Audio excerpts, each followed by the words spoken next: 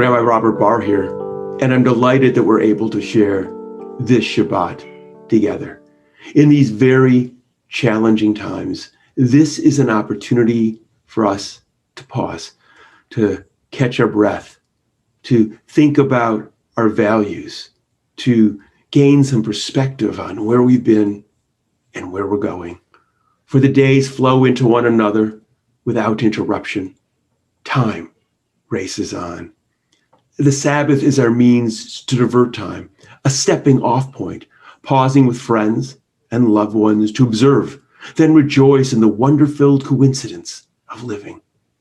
There can be a sense of pleasure in every given breath, blessed with taste to savor and warmth to give and to receive. Bestowed with gifts of sight and sound, we are obliged to cherish and revel in each smile, in every musical note. The Sabbath also awakens us to the silence between notes. It speaks of contemplation, the quiet delight of literature, of unhurried walks out of rare conversation.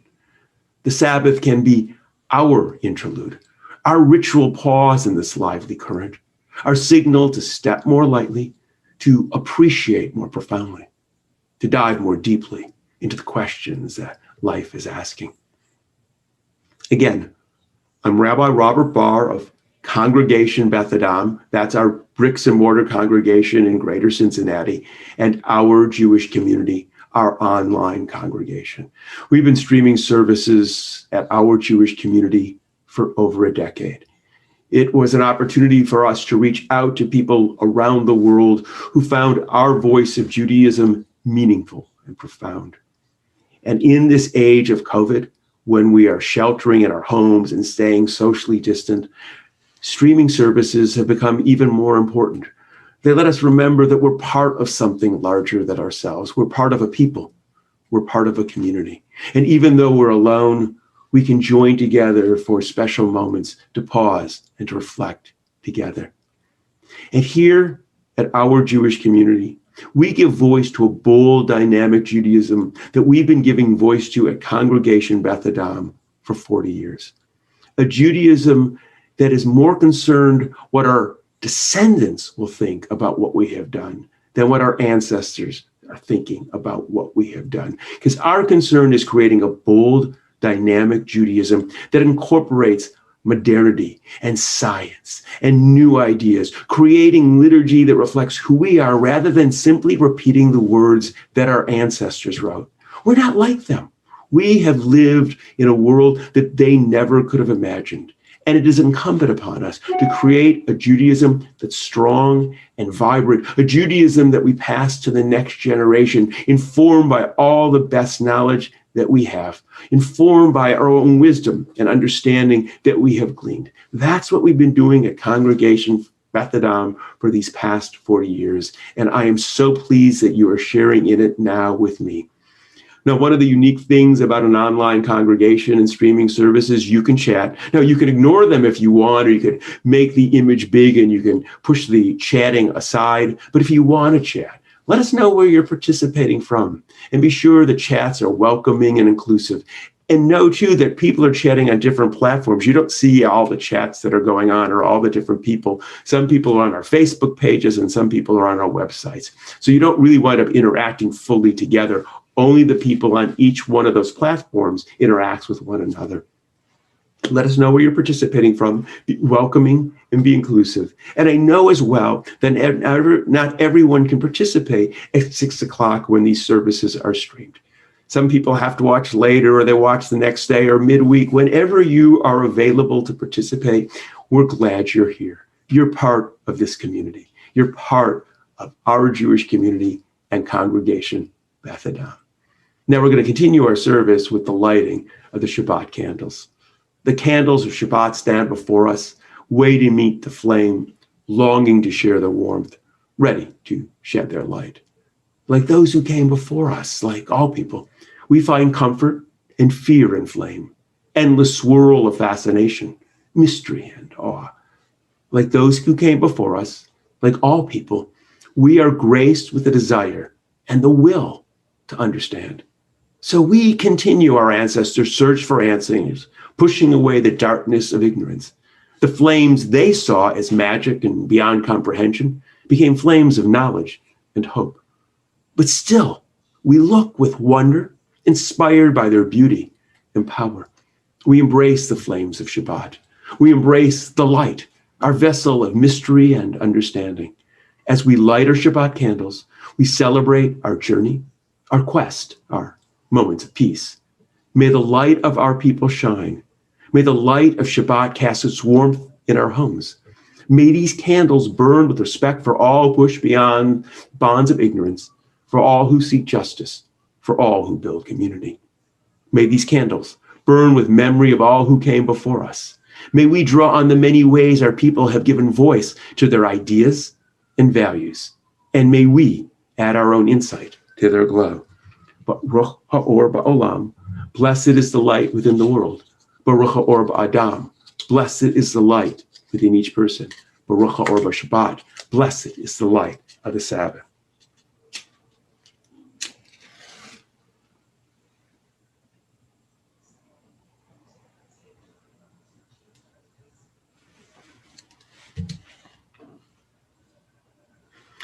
I want to share with you now a conversation I had with a colleague and a dear friend, Rabbi Wise, who was the senior rabbi at Adath Israel. He was recently retired and he is leaving our community. And I asked him to join us for this streaming Shabbat service. I hope you find our conversation as much fun and interesting and informative as I did.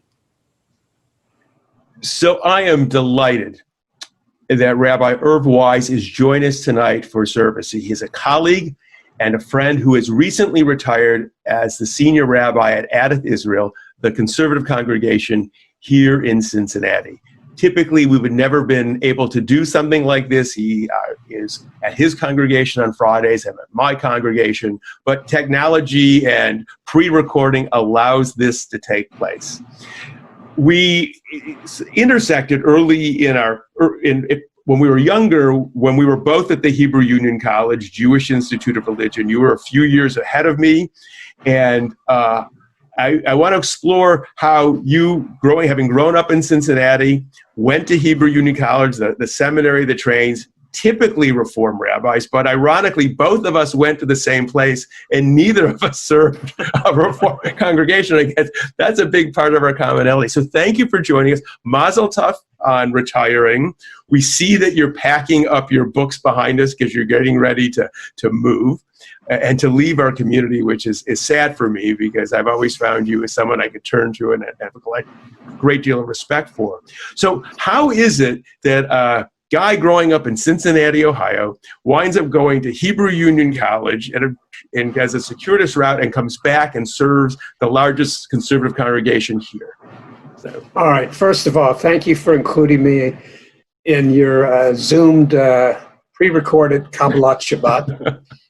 And I would just say to your congregants that our relationship has been very important to me. I shared with Kathy earlier today how much I'm going to miss that. And so hopefully we're going to stay in touch and see each other even. It's a good question. I think it's an interesting question for me. I hope my response will be at least somewhat interesting for you folks. First of all, I think it's real important to know that I never planned to be a rabbi. When I went to college, I went to Indiana University. I was in pre-med.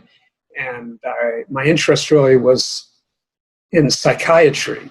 I really never dealt with the reality that to be a psychiatrist, I mean, I knew technically you had to go to medical school, but it really never was totally internalized, and I realized what that meant. And so I really lacked the passion that my friends and acquaintances who ended up becoming physicians had for that whole enterprise. I never had that. And so I realized that after graduating from IU. And I had no idea what I was proverbially going to do with my life. Really? Had no vocational, occupational goals, nothing. And you can imagine my parents were somewhat unspilkus about that, right? I mean, they were worried about me, and we talked about it later after things evolved. So I worked for a while, and I spent a winter out in California, and then I left the country for the first time, and I ended up being away almost a year and a half. Just what, traveling or? Just traveling with a backpack and a sleeping bag and hitchhiking through Europe. I spent 4 months in West Africa, spent a summer in Britain, most of it in a small town north of Edinburgh that I used as a base to travel around. Then I made my first trip to Israel, spent 5.5 months on a kibbutz and another month and a half in different components traveling. And it was a really marvelous experience in Israel, very meaningful, but it wasn't like I, found religion, so to speak. Mm-hmm. By that time in my life, I had pushed off from the dock, and I wasn't an observant Jew. I never joined any other religion, but I was very interested in meditation. I did a lot of reading and studying of Eastern religions, not only, but I was especially attracted to Zen Buddhism. But again, I never joined any religion. Right. But I always had an interest in what we would call, it sounds cliched now, but what we would call the spiritual aspect of religion. And what year was that we talking about? I left the country, but this started in my late junior and senior year of college, which was 68, 69, 70. Right. And things were happening then, sure. Right? Civil rights, the war, the music, right. And I think everybody would say, vin ame vin. Whoever understands, understands. A lot of things were happening. Best commentary in the Bible. Right. So I left the country early winter of 71. I came back summer of 72. And Israel was really significant because I have family there. I never met them. But it wasn't like a spiritual experience for me. That isn't what it was. Went to Greece, spent a month there, hitchhiked back to Amsterdam and London, and flew back. But during that trip, the idea of becoming a rabbi first surfaced. And I didn't take it seriously. I didn't talk about it. Mentioned it to you, or you just were sitting around on a beach one day and went, Actually, I was sitting around in this old estate house, half condemned, half livable, with 3-4 other roommates in Scotland. We had fires every night. It was summer, but it was cold, chilly. And I did a lot of reading there by the fire. And somehow or another, I came across the Jacob narrative of being alone at night by the river and wrestling until the sun came up. And all of a sudden, that narrative that I've known since I was a kid, right? I went to Chavetz Chaim Day School, an Orthodox day school. And I'll share an anecdote from those days that really, I realized had a great influence on me. And something happened. I felt really an I thou, if you will, with that particular narrative. And I was reading a lot of Carl Jung at the time and other such literature. They had a wonderful library there. How, I don't know. But anyway, I suppressed that idea about becoming a rabbi. I said, who are you kidding? Right. Right, and I continued my traveling and hitchhiking and so on and so forth. But the idea didn't go away. So when I came back to the States, I didn't talk to anybody about it from the first idea in Scotland over a year until I went and visited an aunt and uncle in Hamilton, Ohio.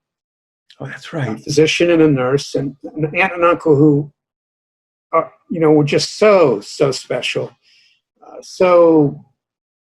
They were artistic. My uncle was a doctor. As I said, my aunt was a nurse, but he was an artist.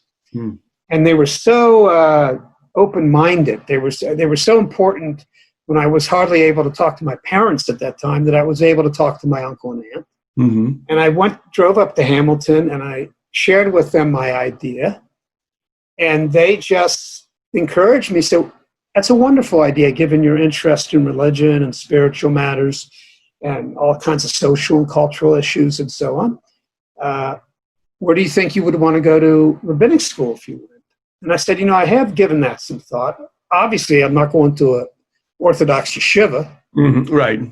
And also, I wouldn't really qualify or be comfortable at JTS, which is the conservative Jewish seminary. Right.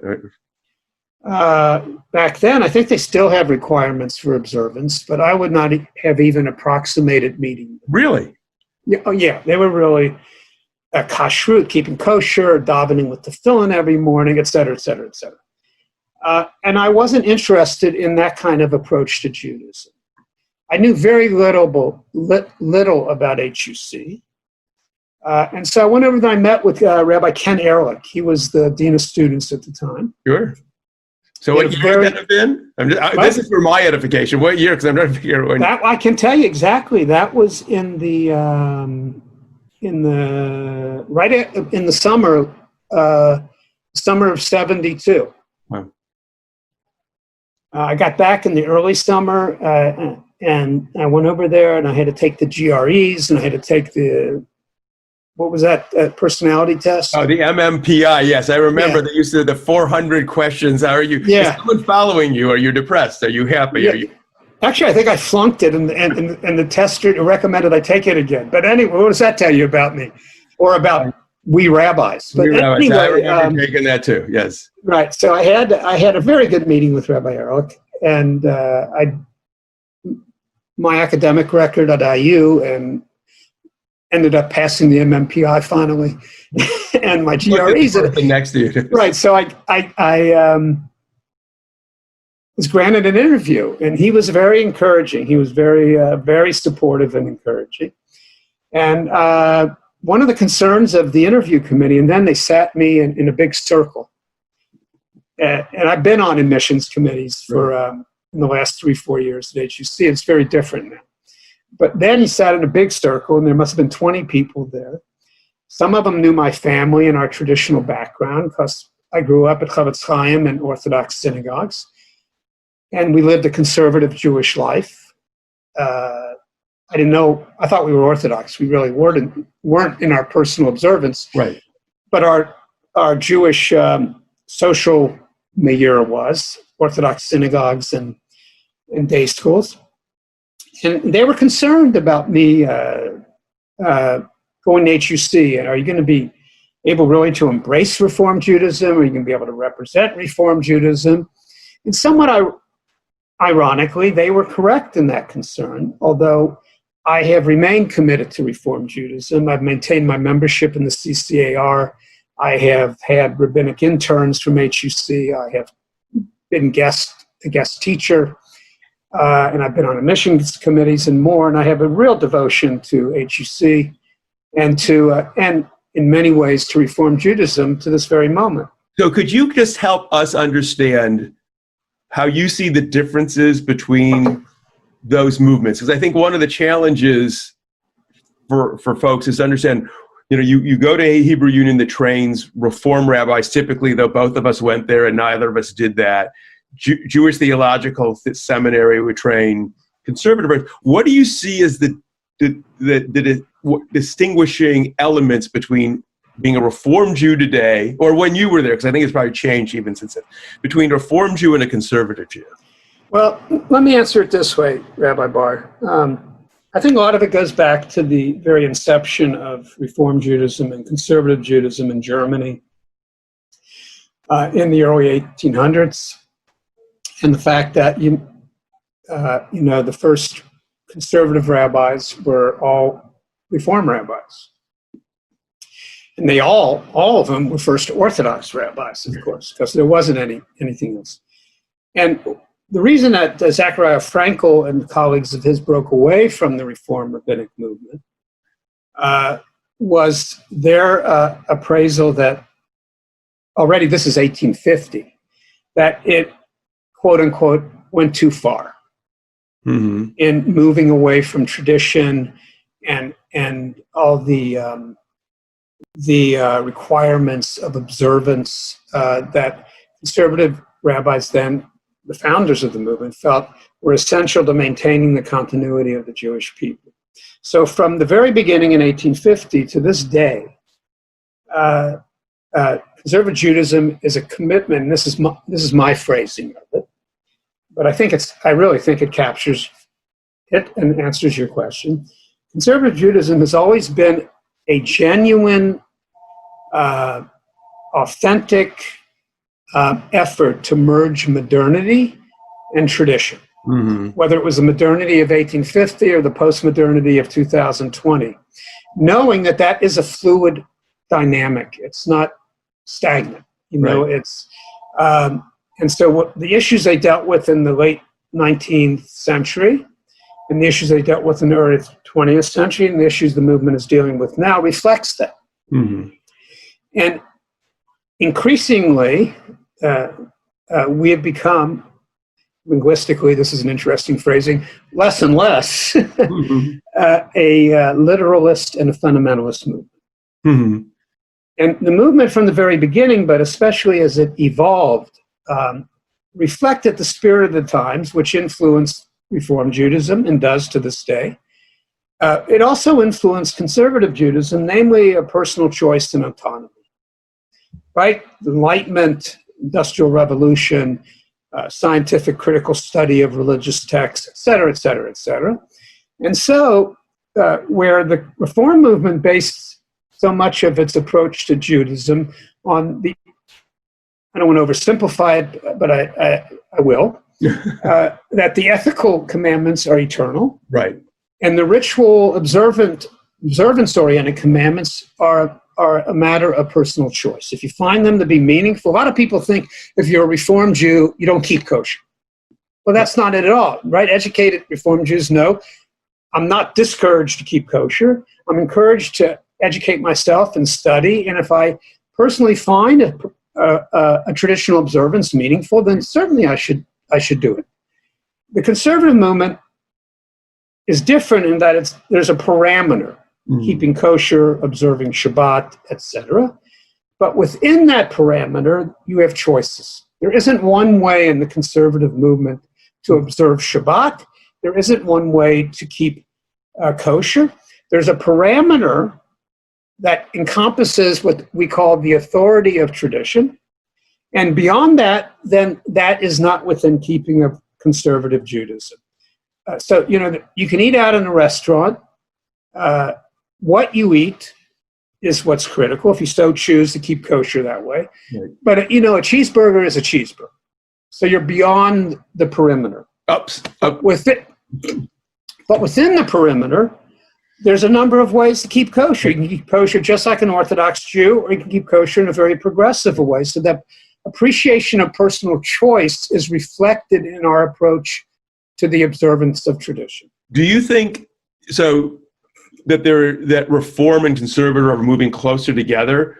Either, and I want to ask this in two ways: one, institutionally, and or its members. That conservative members are becoming more similar to Reform members, and Reform members are becoming more similar to each other, and even institutionally and philosophically, the two movements are sort of being pulled together in some interesting way. So, as is so often the case, the answer is yes and no.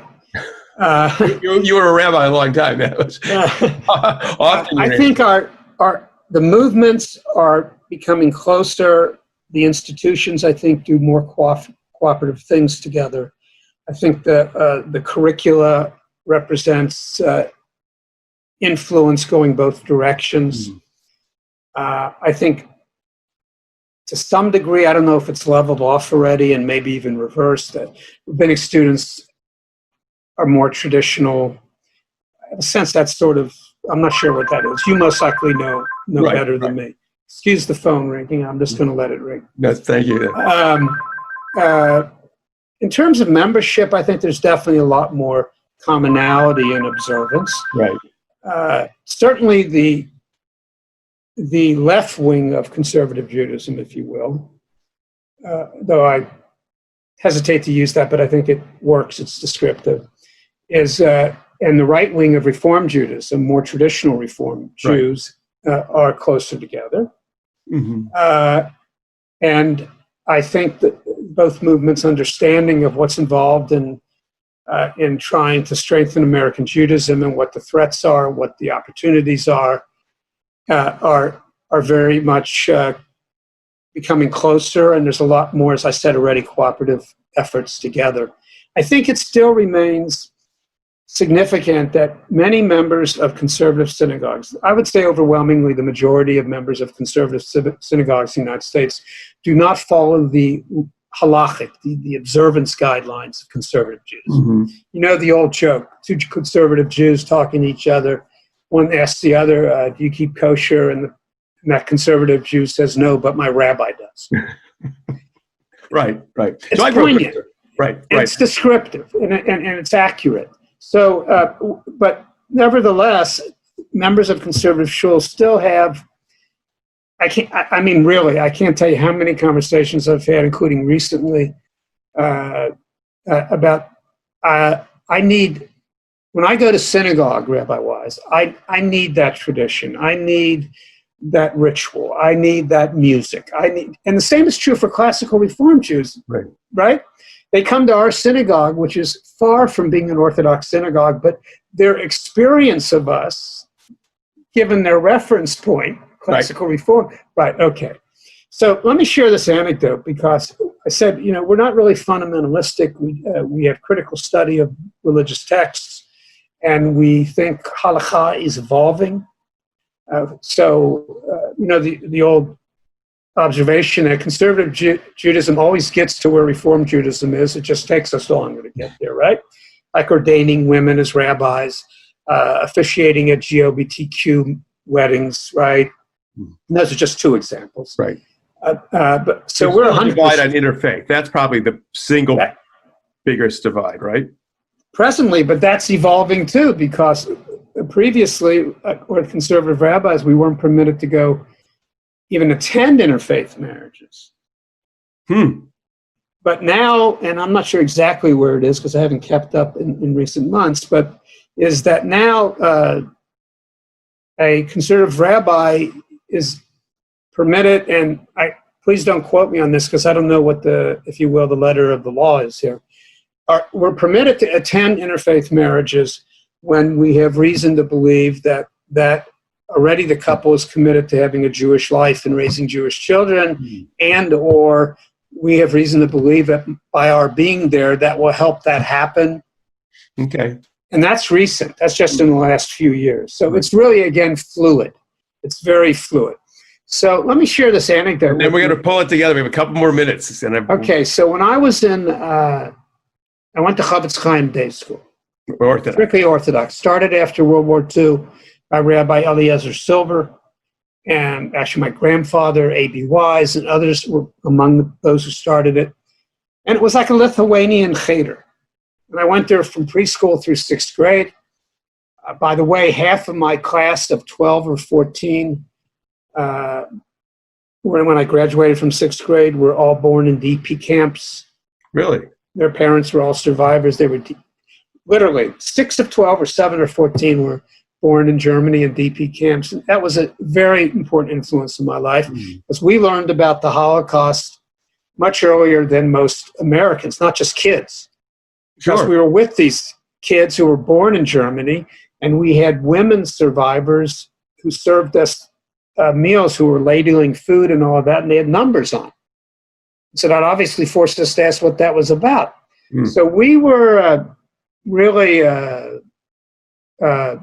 much more aware of the Holocaust because we personally knew these families, and we went over to their homes, and they came to our homes.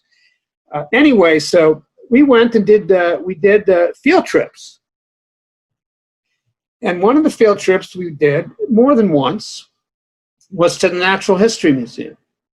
First down, I believe, on Court Street is where it was, or near there, one of those streets down there.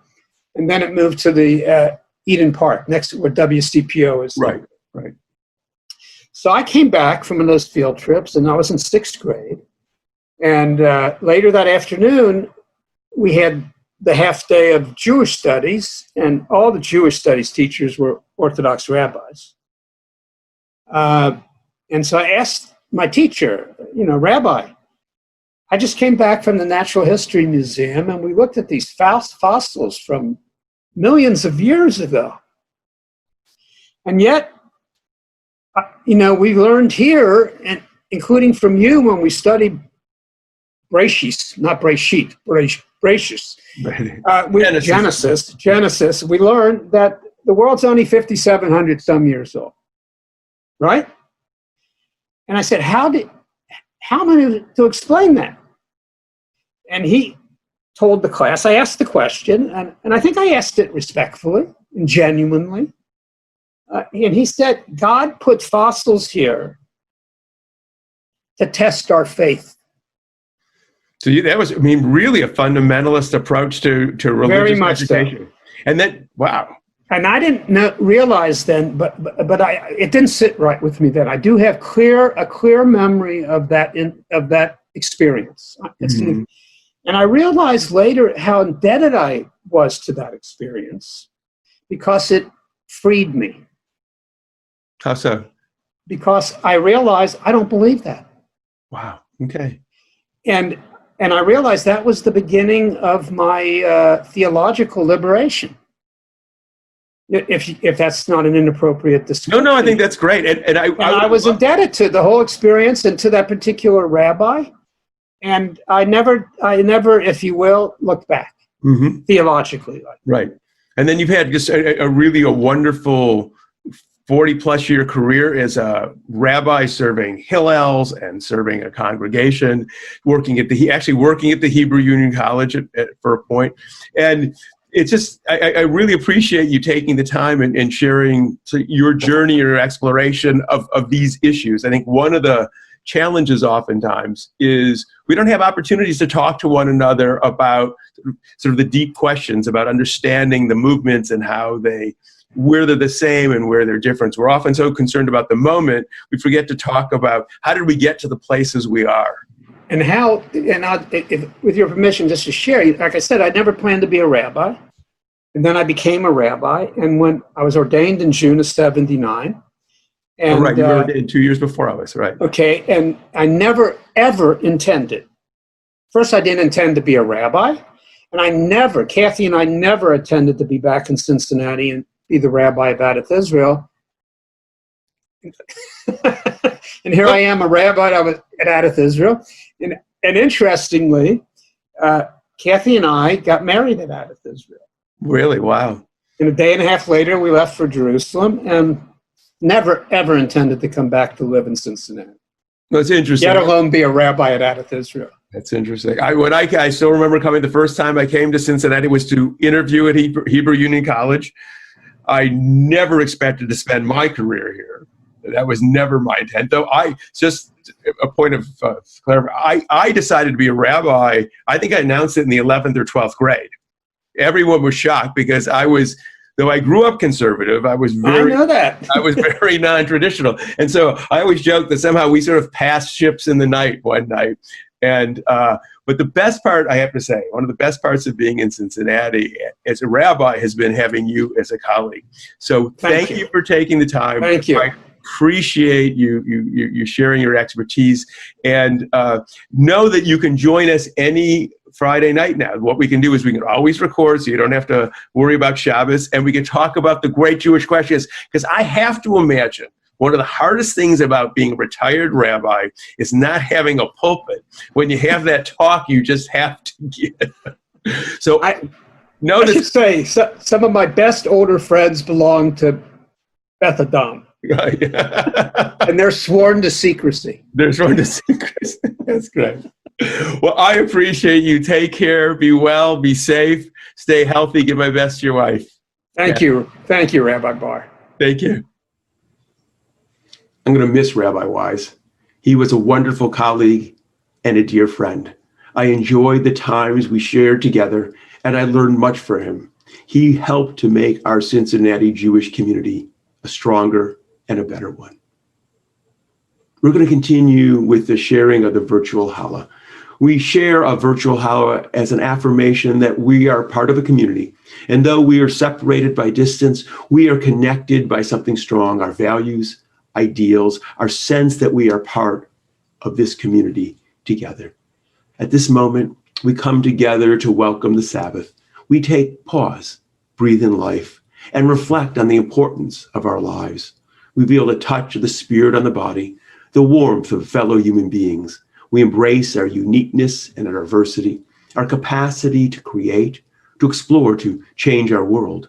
In sharing the challah, the Sabbath bread, we nourish our spirit, and we are connected to each other and our ancestors. Baruch Hamal Kapenu, blessed is the work of our hands. Baruch Chazon Ha'adam, blessed is the vision of our minds. Baruch Lechem Ha'aretz, blessed is the bread of the earth.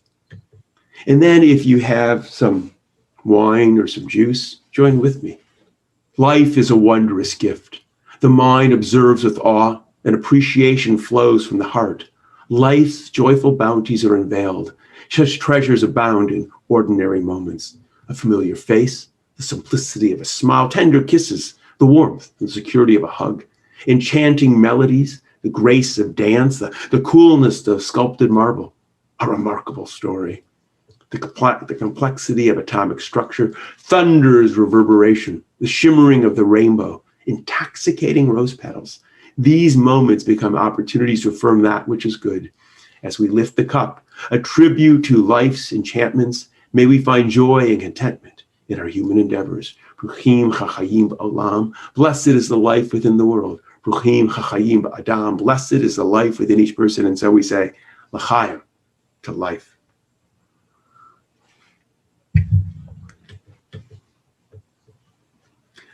I'm pleased you were able to join me and each other for this Shabbat service.